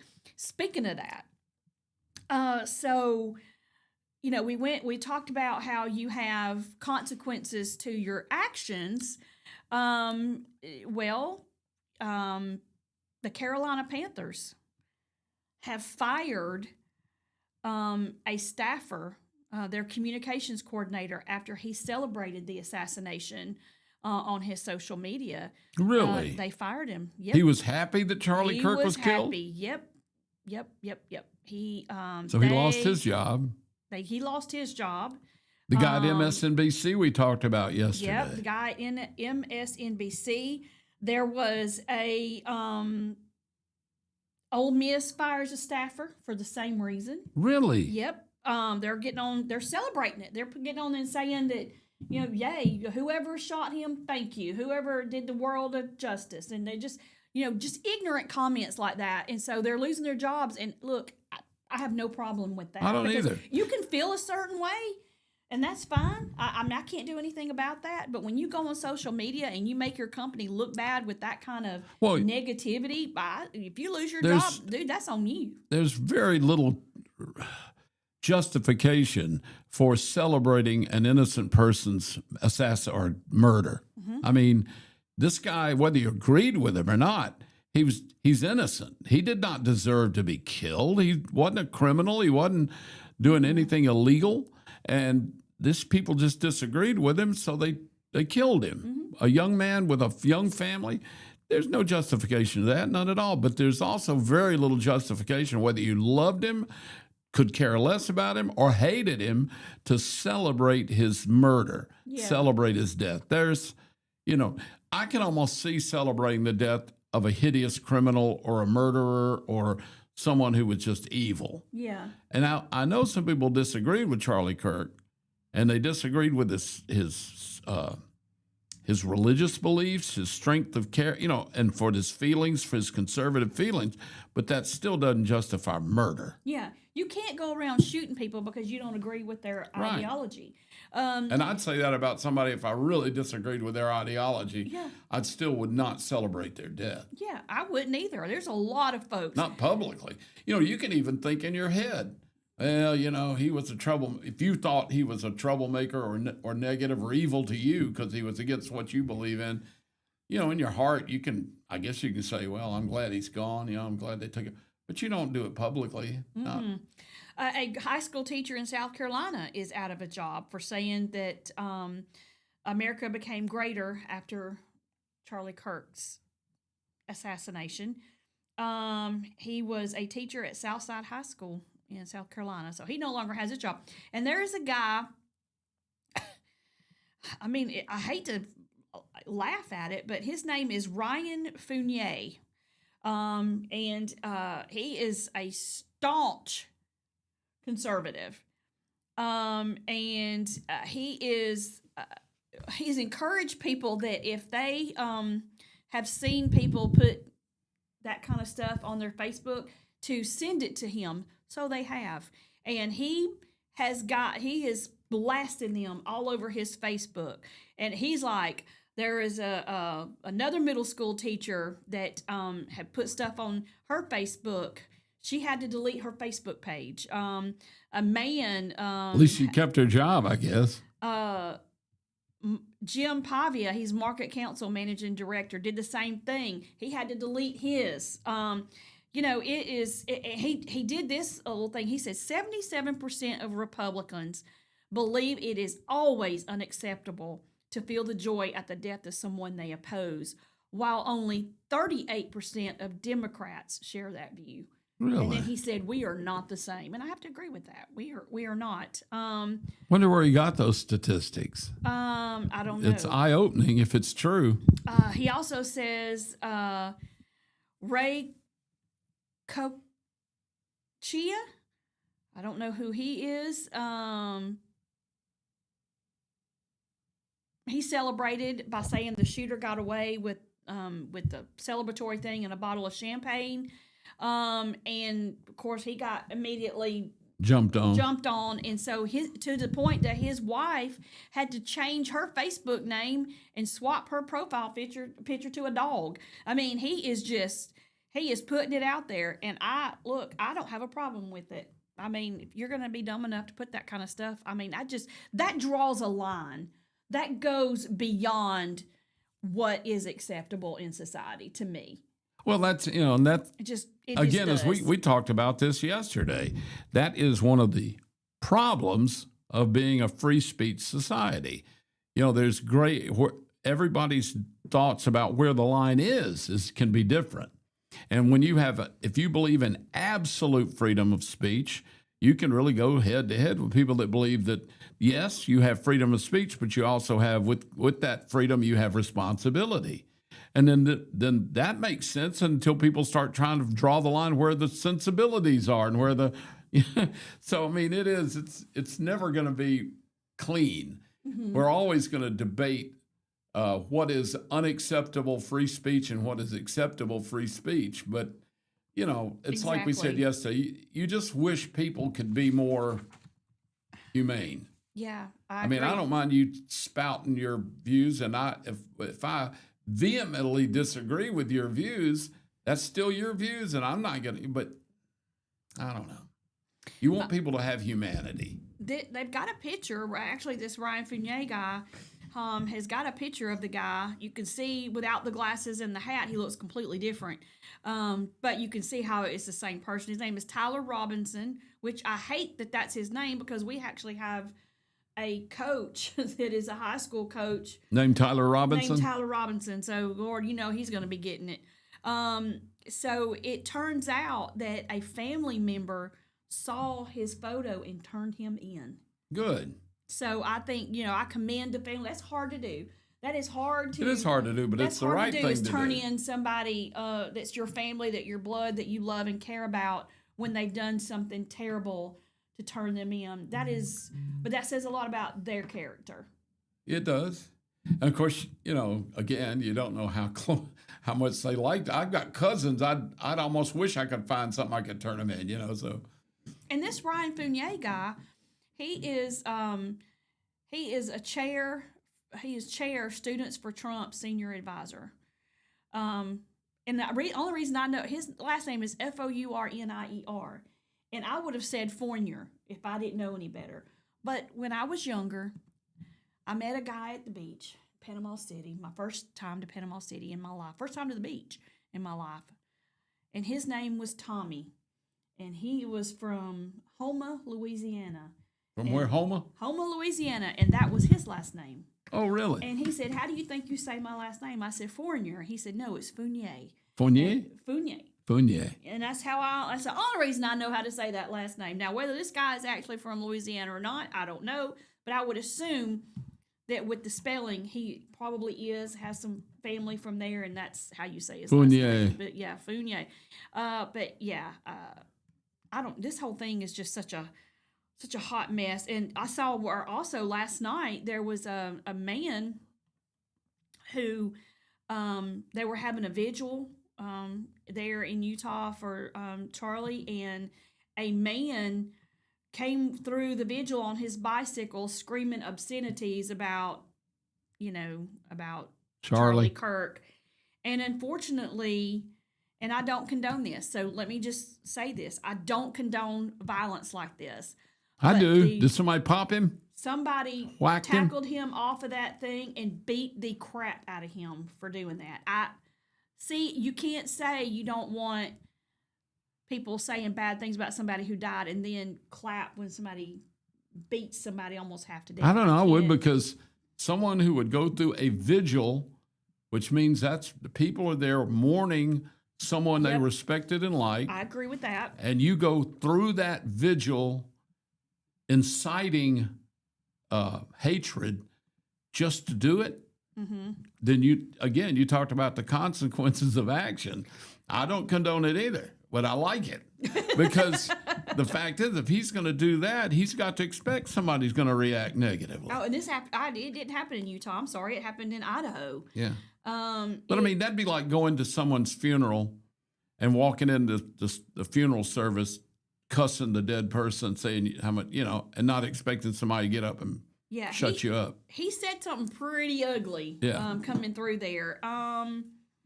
And I mean, and 2 people ended up getting arrested, but I don't know who the 2 men were. If one was the one who beat the guy up and the other one was the guy, or if it was 2 people that were beating up the guy. I really don't know. It doesn't say here. They don't really. It says they were both charged with misdemeanor and disturbing the police. Well, that's I don't know. I mean, no, they didn't kill him. No, So, they beat him up. They beat him up. And I would feel like violence if somebody did a vigil. And Well, if it was I mean, somebody, especially if it's point somebody is, I cared about. If you go to a vigil where people are mourning the loss of someone that they care about, or they wouldn't be at the vigil, Right. going in there purposely to insult them, fire them up, and make them mad, that is criminal. Mm-hmm. That's inciting a riot, basically. And so, I mean, and that's assault of another form. So, I Right. mean, the whole thing is I don't condone them beating him up, but I don't know. I do understand why they did it, and I'm not sorry for the guy. Yeah. He did it to be mean. That's the only that served no other purpose. He didn't go through there yelling that he disagreed with Charlie's philosophies and why. He wasn't debating them. He was just insulting everyone, starting trouble and a riot. So yeah, I don't condone it, but I'm kind of happy it happened. Kind of Sorry, glad about that's it. just human nature. The Canadian man that was misidentified as the suspect originally had to delete his social media accounts because people were The old still, guy that they thought was the initial suspect that they took into custody. 77-year-old man. Yeah. He says he was misidentified as a suspect, and his name is Michael Mallison. His daughter alerted him that his name and photo were circulating online as a possible suspect, and as a fake account on social media posted his photo and said he was a suspect. He said, "I've heard horrible things about people having their identity stolen, but they were using him," and so he just had to delete it. He said, "I'm just a quiet, normal guy, ordinary guy." He didn't even know he was being labeled as a suspect until his daughter told him. Wow. That is wild. How does that happen? Well, I mean, they grabbed him on the scene. I mean, he knew he was a suspect. He just didn't know what he'd gotten online. Is he the one that was shouting, "I have the right to remain silent"? Oh, I don't know. Yeah. That somebody says, even though he was, well, they said they don't feel he was misidentified, that he had been acting in a way that made him suspicious. See, I still think he may have been part of that whole conspiracy. He may have been the decoy to take the attention away from the real shooter. They delayed getting the real shooter while they were, jumping on him or trying to pay attention to him. I don't know. You never know. Maybe this will all come out. I don't know. Did you see this story? Oh my gosh. Facebook has to issue payments to millions of users as part of a $725 million settlement for not handling their user data properly. Do I get any of that? I don't know. It says several lawsuits claim Facebook allowed information to get to third parties without permission. The litigation came following the Cambridge Analytical incident, where the now closed marketing firm was accused of getting Facebook user information to target voters during the 2016 presidential election. Really? Interesting. I did not know that. Anyone who used Facebook at any time between May 2007 and December of 2022 was eligible for some of the settlement as long as they filed a claim before August 2023. I didn't even know anything about it. I could have been getting $1 payout, man. Man, I didn't know about it either. And I know somebody influenced me somehow. Somebody, yeah, somehow, some way I I just was feel influenced. it. Yeah. Yeah, I did not. I'd never heard that. Me I neither. didn't know anything about that lawsuit. I'd have jumped right on it too, because $1 is $1. Well, I can tell Mary that's someone obviously leaked my my information erroneously, and that's why I suddenly started getting that magazine every month in the mail about big booties.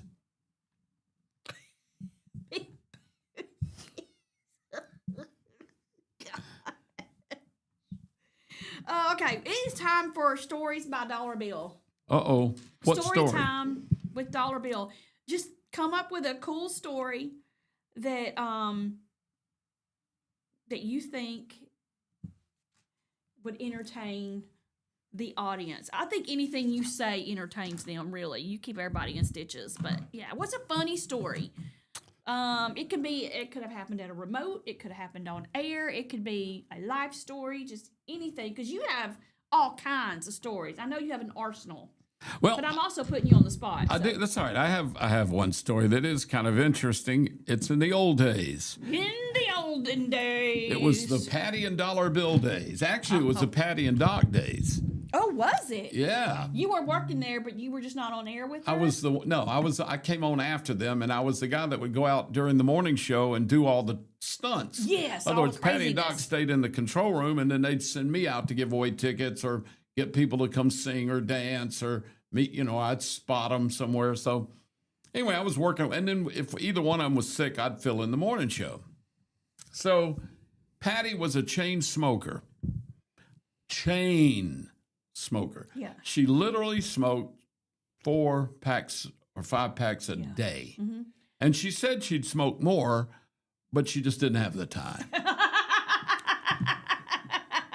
So she smoked on the air, back when you could do that. Well, Oh, God, I bet you hated going home every day smelling like a cigarette. oh, yeah, it was horrible because, we're in a small room. She just never stopped. Probably no ventilation, if I had to guess. There wasn't because, for a room to be really soundproof, it's got to be airproof, kind of, because that sound travels through air.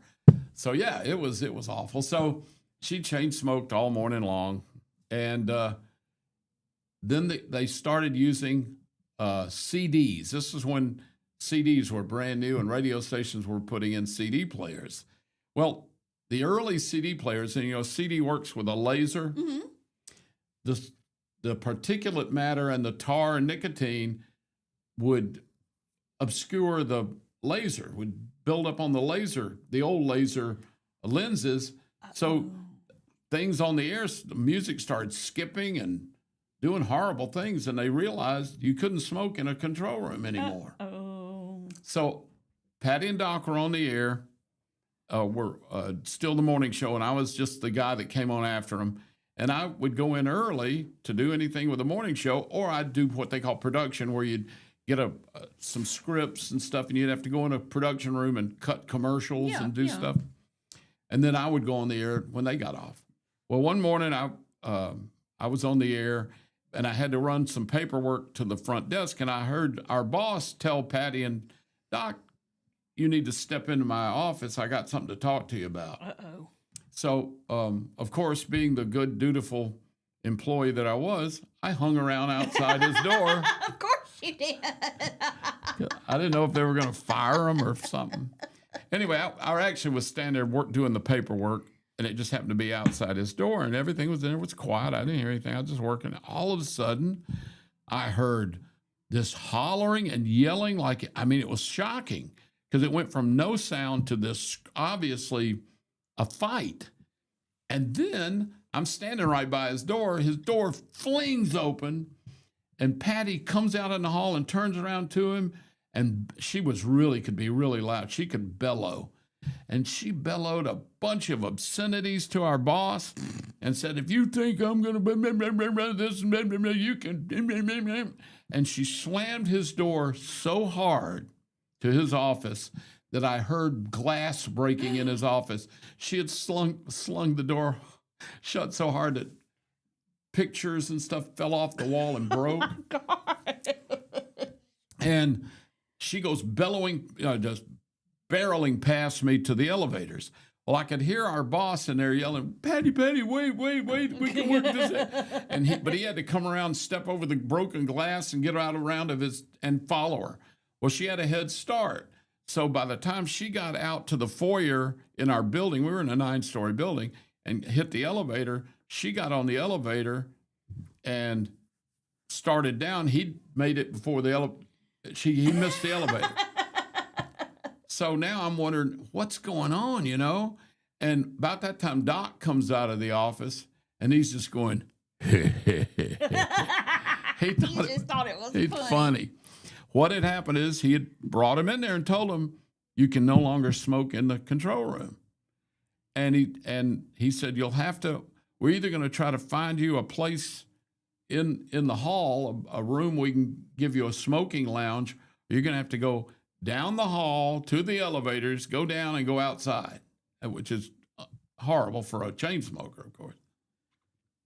So now we all, again, being sensitive employees, HR compliant, we all go running to the window on the You didn't go down the stairs and well, come we couldn't. outside, It so would you take couldn't. too long. We wanted to see what was going to happen out in the parking lot. That's hilarious. Because, see, she got down in the elevator. He had to wait for the next elevator and go down, so he was way behind her. Patty went barreling out to her car, which was, Patty was a full-figured woman. Yeah. Mm-hmm. And we've established Wait a that. minute. Yeah. Full-figured woman. Like 300 pounds full. She's a big woman. She went out and got in this little 2-door fancy little Porsche she drove, which is kind of like seeing 12 clowns get out of a Volkswagen, but anyway, she slammed the door, backed that Porsche up real fast. About that time, our boss came running out of the building, waving her down, saying, we can talk this out. We don't, because she had quit and said, I'm out of here. I'm gone. She was done. She's Okay. done. All right. She literally tried to run him over and kill him. No. Just like that. No. He ran out and she gunned it. He literally had to leap into the bushes to save his life. Of course, we were all up in the windows going, wow, look at that. Gosh. He comes limping back up. He comes off the elevator. Oh, no, it's not He's funny, limping but and it he's is. got a torn place in his jeans. He's got sticks and bloody places all in his head and face where he went into the bushes. He's still got some sticks stuck in his skin. And Gosh. oh, my God, it was horrible. Now, you'd think that she'd be in big trouble for trying to kill him. No. No. All he could do was run to our our general manager and say, how can we fix this? Do you know, just to keep her on and keep her happy, they not only decided to build a room in the building for her to right outside. It had to be right out. Literally, you walked out of the control room, walked around the door and into the smoking room because she was going to smoke. As a matter of fact, after that, when she did her breaks, if she ended the break, and we had to end the break, every break had to be ended with the call letters. That was your rule. Mm-hmm. No matter what you said, we'll be right back. We got this coming up, whatever, right here on WZZK. That had to be the last thing out of your mouth. Well, after the smoking room was right there, 5 feet away, she never got the last Z and K out because she'd say, right here on WZZK. And she was heading to the smoking room. And she'd sit there and smoke and listen. They had a monitor in there.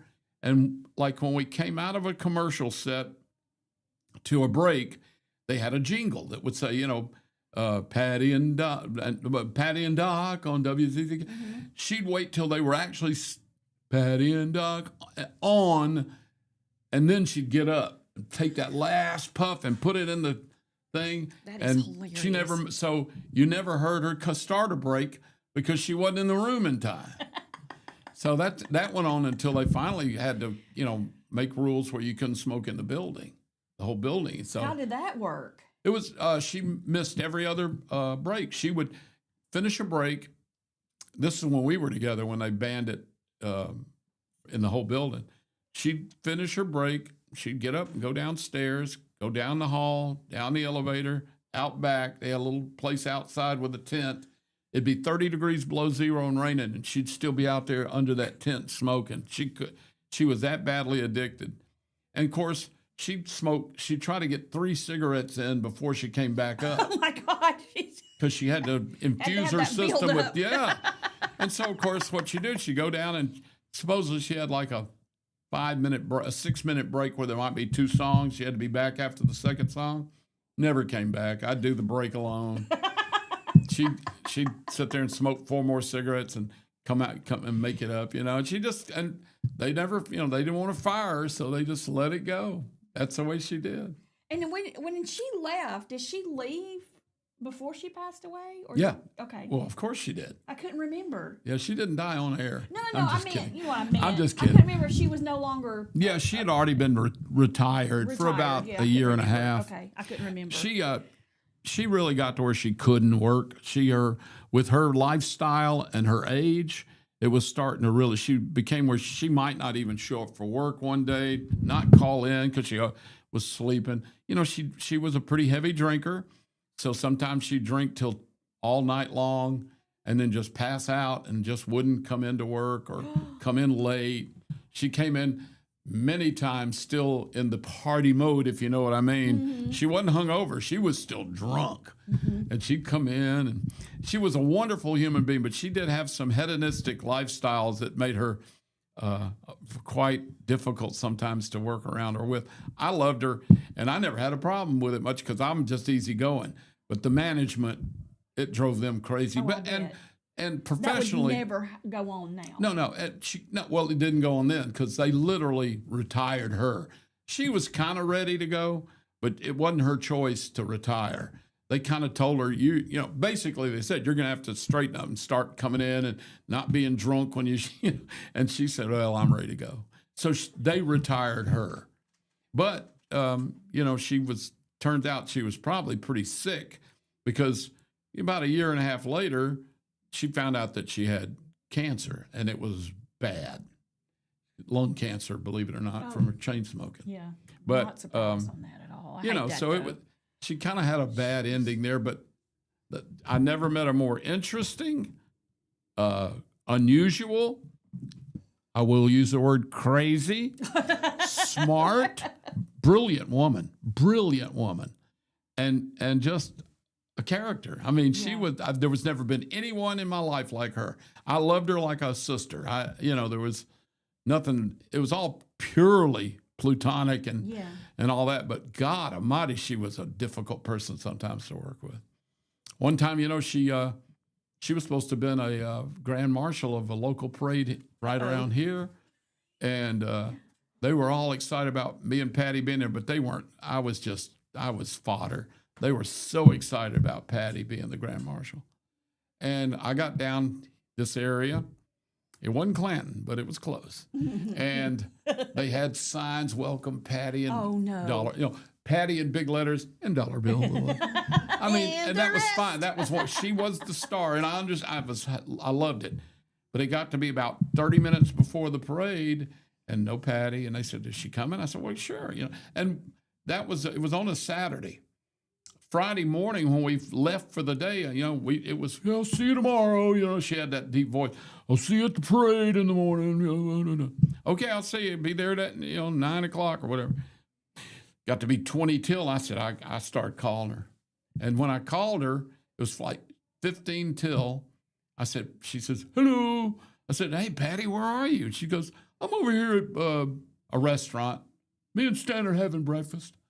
I said, and mimosas. And mimosas. Yeah, of course. She drank with every meal. Every meal. Breakfast didn't matter. I said, did you forget the parade? No, not really. I got up this morning and I told Stan, that was her husband, I got to go to a parade. And he said, oh, man, I was hoping we could go have breakfast at Bogart's or whatever and have some mimosas. She said, yeah, that sounds pretty good. and just went to breakfast with Stan. Didn't think to call me and tell me I wasn't coming. Didn't think to tell anybody. Just went and had breakfast and mimosas with Stan and had it didn't bother her. No remorse. No remorse. I literally thought I was going to have a stroke. I did. I really thought I was going to explode. And I was so embarrassed. They had her a beautiful present. They had this big bouquet of flowers. So oh no! I had to tell him that something came up, and she was so sorry. They were probably. She better be. Well, in the hospital. I think that's I didn't want to lie. I wasn't going to say she was had a car wreck or was sick or whatever. So I just said something personal came up and it's sidetracked her this morning. She can't come, and they were like, "Oh, I'm so sorry. Was it somebody sick or hurt?" Or then I'm like going, "Oh my God, quit asking questions. Let's do a parade." So I did the parade, and you could just tell. I mean, I was happy. Everybody's nice, but you could just see they're looking for Patty. They're like looking through me. It's like me with this green screen. Where's Patty? And I'm like, "Hey, I'm Dollarville. I'm sorry. She's having mimosas with her husband." Well, that's what. Look, when people ask, "Does Dollar Bill still co-host with you?" And I'm like, "Yeah, he does. Yeah, I love that guy. I watch when he's on." I'm like, "Oh, that's nice, but that doesn't." Yeah, thanks a lot. Yeah, just which is bad if because here's the thing: I am living proof proof over here. I am living proof that my face was made for radio, not television. I used to have a sticker that said, "Thanks to the radio broadcasting business, keeping ugly people employed since 1935. That's right. See, I don't think you're ugly. I do. I do not.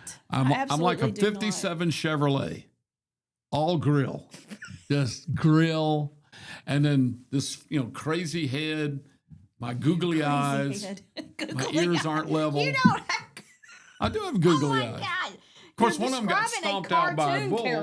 But I am a cartoon character. You're not. No, people have been good to me. It's been a blessed life, and it's been a great career. And I went to Fayetteville, Tennessee, earlier in the week to help a morning show up there where I do some consulting work. Yeah, it makes me a little jealous that you do that. But it's fun. I know. And it's fun. I get it. So I was up in Fayetteville, Tennessee, and I got up there the night before. Me and my boss, the guy I work for that's also the consultant. I'm just a flunky.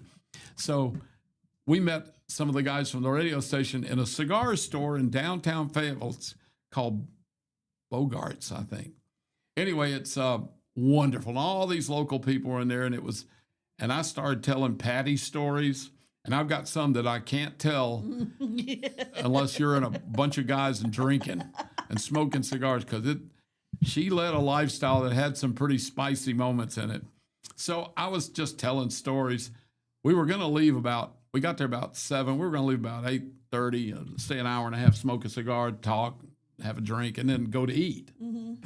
10:30, we walk out of that place. I was starving to death. I bet you were. We just told stories. It was radio business has given me some great stuff. It's been fun. Yeah, Andy, he didn't want to leave yesterday because you were telling stories, and he was like, I got to work, but he's telling a story. I can't go. He's in the middle of it. Yesterday was a good one. Yeah, which one was that? I forgot what I talked about yesterday. You had the word midget in it, so. Oh, that was about Wesley's booby trap, wasn't it? Yeah. The famous Wesley, even Wesley's booby trap was even mentioned by James Spann one time. During a tornado. And the tornado said, it's just a few blocks from Wesley's booby trap. Well, I hate to say this, but I was on a first name basis with Wesley and his wife Rose at the Wesley booby trap because we did a lot of remotes in Jasper and Summerton and Dora. So I was always going by there. One time I couldn't stand it. I had to go in and check it out, right? I was coming back one evening. I would have had to. Oh, I did. I'd heard stories. I wanted to check it out. I went in there, and it was like it was kind of like going to Disney World for perverts. You know what I'm saying? It was like the greatest, like the happiest place on earth for rednecks and perverts. I mean, not perverts maybe, but rednecks and guys. But anyway, It was so fascinating in there. Wesley ran such a neat place, and it just had an atmosphere, and it wasn't like you can even imagine. Because what it was, it's a strip club bar with some pool tables too. And so I started taking friends up there because I said, you're not going to believe this place. You got to. And I was going in there pretty regular. But the problem was I was going in with the radio station van. And if they'd seen that radio station van in front of Wesley's, I could have gotten in trouble. So I'd park in the back, go in the back door. And so I got to be good friends with the owners. And it was just, I would take people that said, I'd tell Wesley booby trap stories, and they'd say, you're exaggerating, you're lying. Next Friday, come on, No, I'll meet you not. at the station. We're going up there. Well, I'd take them up there, and sure enough, we'd leave that night, and they go, oh my God, you didn't tell it fully. You did. There was more to that story. That's hilarious. So That is hilarious. It is 9:01. That is I've going to talked do over. it for us for this Friday edition of Morning Mayhem and Stories with Dollar Bill.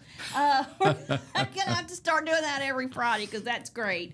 Thank you so much for coming in the last 2 thank you. days. I appreciate I've you enjoyed so it much. tremendously. I hope Thank you, everybody has Therese. a great weekend. It's going to be beautiful. It's going to be dry, but it's going to be beautiful. So y'all enjoy the weekend. I would say War Eagle to you, and tune in to Piper Peach Radio tonight starting at 7 o'clock for our game of the week.